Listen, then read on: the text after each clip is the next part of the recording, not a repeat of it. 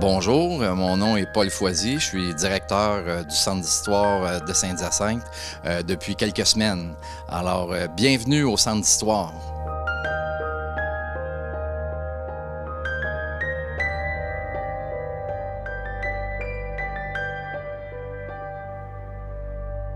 Tout d'abord, avant d'aborder le sujet du Centre d'histoire, j'aimerais me présenter. Paul Foisy, directeur général du Centre d'histoire. Je suis à l'emploi du Centre d'histoire depuis maintenant 2015, mais j'ai une grande expérience au niveau de la recherche et de la rédaction.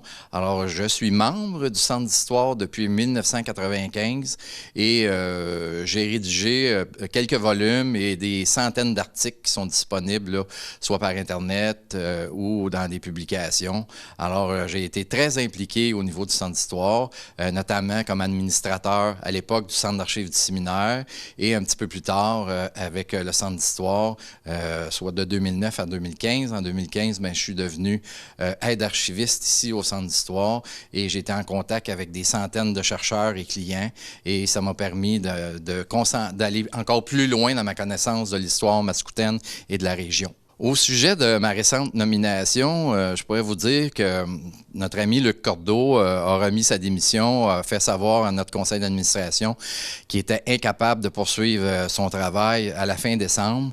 Et là, j'ai commencé à penser un petit peu à prendre cette place-là, mais au départ, c'était pas évident, puis je me disais que j'étais pas la bonne personne pour faire ça, parce que j'aimais bien mon travail aussi, à faire de la recherche et tout ça, et là, c'était plus un travail de gestionnaire, mais le CA a quand même publié l'offre d'emploi dans les journaux et sur les médias sociaux, et en regardant l'offre d'emploi, je me suis dit que j'étais peut-être la meilleure personne de Saint-Hyacinthe pour justement occuper ce poste-là à cause de mes connaissances de l'histoire mascoutaine, ma connaissance de l'histoire du Centre d'histoire, hein, de tout son historique, ses bons coups, ses problématiques, puis la connaissance du milieu, hein, nos partenaires, tout ça. J'ai fait partie d'un processus rigoureux où il y a eu plusieurs candidatures qui ont été déposées. J'ai passé l'entrevue et une série de tests et au final, le conseil d'administration et le comité de ressources humaines ont décidé d'accueillir ma candidature avec joie. Et moi, j'ai été très heureux de ça. À moi maintenant de porter un petit peu l'histoire de toute cette organisation pour aller de l'avant avec les différentes missions du Centre d'histoire. Il y a 3 missions principales. La première, c'est une mission d'acquisition. Alors, on est là pour acquérir des archives, des objets, que ce soit des photos, des documents qui proviennent soit d'organismes, d'individus ou même de compagnies. Donc, on est là pour conserver, acquérir et conserver cette mémoire-là qui est là dans les textes, puis dans les photographies, dans les films, dans les objets. Donc, dans un premier temps, notre mission, c'est d'acquérir ces objets-là, nous faire connaître, acquérir les objets et les archives. Ensuite, on a une mission de les préserver. Donc, les préserver, c'est d'être en mesure de traiter les fonds d'archives, de traiter ces documents-là pour pas qu'ils dorment dans les boîtes, pour qu'on puisse s'en servir pour faire de la recherche, pour faire la diffusion, qui est notre 3e mission, qui est justement de se servir de toute cette masse documentaire qu'on a ici pour permettre et faciliter le travail de recherche des chercheurs et pour répondre aux demandes des clients qui veulent avoir des informations sur, disons, une maison, des photos, des informations sur la parenté ou qu'est-ce qui est arrivé avec tel organisme, telle compagnie. Donc, quand on a des demandes comme ça, nous, on va fouiller dans nos fonds d'archives pour essayer de trouver les meilleures informations disponibles et on les met à la disposition des chercheurs ou des clients. On a aussi, dans notre mission de diffusion, de faire nos propres activités. Hein. Parmi elles, il y a des conférences mensuelles qui sont là depuis très longtemps. Depuis les années 70, il y a des conférences mensuelles au Centre d'histoire qui visent à faire connaître l'histoire mascoutaine puis l'histoire de la région. Et depuis un certain nombre d'années, on a un site Internet fort complet, fort actif, qu'on continue à bonifier. On est présent sur les médias sociaux et de plus en plus, on va vers des activités pour aller vers les citoyens. Donc, on sait qu'il y a moins de chercheurs qu'avant qui viennent nous voir, malgré qu'on a beaucoup de demandes de clients pour des photos, des trucs comme ça. Mais il faut aller à la rencontre des gens, des citoyens. Alors, l'exposition qui est présentement présentée au centre-ville de Saint-Hyacinthe, qui a été montée en collaboration avec la Société de développement du centre-ville de Saint-Hyacinthe, en est un bel exemple. C'est qu'on sort de nos murs pour aller vers les gens. Et dans l'avenir, ben moi, je compte bien mettre en œuvre avec l'accord du centre, du conseil d'administration et en accord avec un plan stratégique qu'on est en train de développer, d'aller de plus en plus vers les gens, que ce soit par différentes publications et ou différentes activités, comme par exemple tenir des portes ouvertes ici, là, à un moment donné. Il faut nous faire connaître de plus en plus par la population mascoutaine et la population de la région.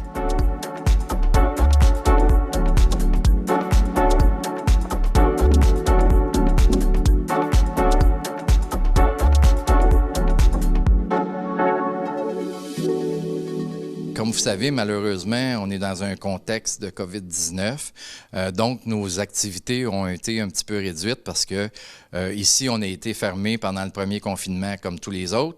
Mais c'est sûr que dans le contexte actuel, ça nous a amené à se tourner encore plus vers Internet. Par exemple, on a une infolette, puis là, on a des statistiques quand même impressionnantes.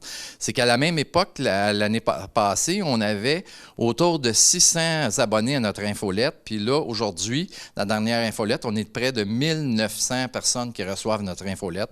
Donc, il y a un attrait beaucoup pour du contenu historique disponible sur Internet. Donc, c'est à nous de bonifier en préparant d'autres expositions, puis en trouvant des manières d'amener l'histoire de Saint-Hyacinthe et de la région dans les écrans des gens, si on peut dire. D'ailleurs, j'en profite pour vous inviter à vous abonner au Centre d'histoire, à devenir membre du Centre d'histoire parce qu'on a besoin d'avoir le plus grand nombre possible de membres, pas simplement pour le 30 $ que ça peut nous donner, mais aussi pour qu'on fasse partie d'une belle communauté forte et en santé de gens qui s'intéressent à l'histoire de Saint-Hyacinthe et de la région et qui viennent soutenir l'organisme là, qui est le Centre d'histoire de Saint-Hyacinthe dont je vous ai expliqué l'émission tout à l'heure. Il y a un autre grand projet aussi qu'il ne faut pas oublier, c'est que dans quelques années, la ville de Saint-Hyacinthe va mettre en place le pôle culturel. Donc, nous, on fait partie du pôle culturel. On devrait, en 2024-2025, déménager vers le monastère des Sœurs adoratrices du Précieux-Saint. Et ça, pour nous, ça va être un gros projet. Donc, à ce moment-là, on va faire partie intégrante du pôle culturel qui va être formé par la médiathèque, le centre Expression, le centre d'exposition Expression qui va être installé dans l'église Notre-Dame-du-Rosaire et le centre des arts Juliette Lassonde. Alors, pour nous, ça va être important parce que dans le futur centre d'histoire au monastère, il devrait y avoir une salle d'exposition et cette salle d'exposition où on va tenir des expositions en patrimoine va devenir un petit peu le fer de lance de nos activités parce qu'on veut aller, comme je vous disais tantôt, aller vers le public. Donc, c'est amener des visites guidées, c'est recevoir des touristes à Saint-Hyacinthe, faire visiter la belle, superbe chapelle qui est aménagée au monastère du Précieux-Saint. Donc, on a très hâte d'être là, mais il y a beaucoup de travail à faire d'ici à ce qu'on soit là.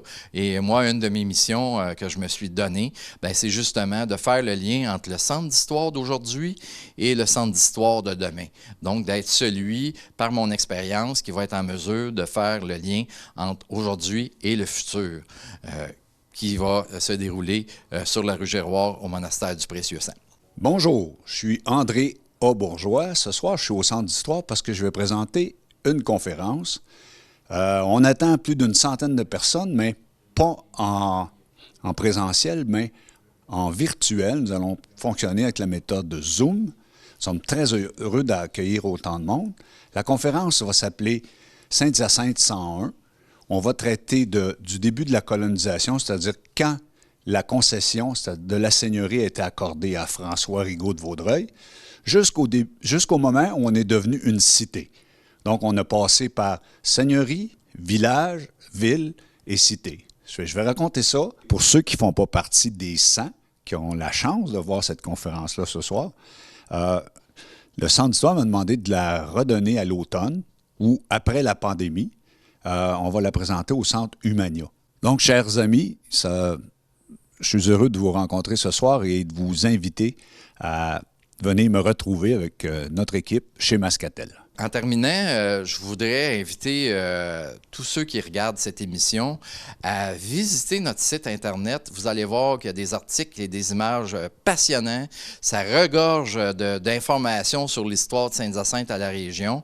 Alors, l'adresse de notre site, c'est histoiredemasca.com. C'est pas compliqué. Vous en profitez pour vous abonner. Vous abonner à l'infolette, c'est totalement gratuit. Et vous voyez, là, vous allez être en mesure de voir nos prochaines activités.